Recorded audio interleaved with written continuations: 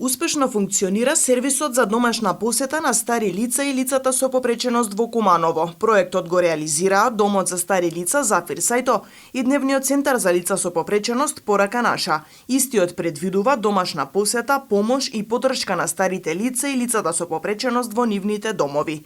На територијата на општина Куманово, старите лица и лицата со попреченост сега имаат можност за алтернатива на институционално сместување во дом или друг вид институција и со помош од обучен неговател можат нормално да живеат во своите домови. Вкупно 32 семејства се опфатени со ваквите посети од обучени и сертифицирани негователи кои им овозможуваат на старите лица и лицата со попреченост да можат заедно да појдат до најблиската продавница, на лекар, на фризер, на прошетка до парк или друга локација, да добијат помош во одржување на својот дом во поглед на хигиена и подготовка на храна.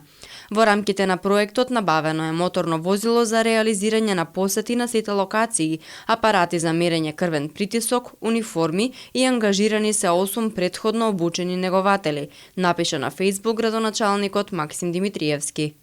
Сервисот е силна социјална поддршка на овие ранливи категории граѓани и за корисниците е целосно бесплатен. Вкупниот износ на проектот во негово време траење е 80.000 евра, а финансиски е поддржан од Министерството за труд и социјална политика на Австрија.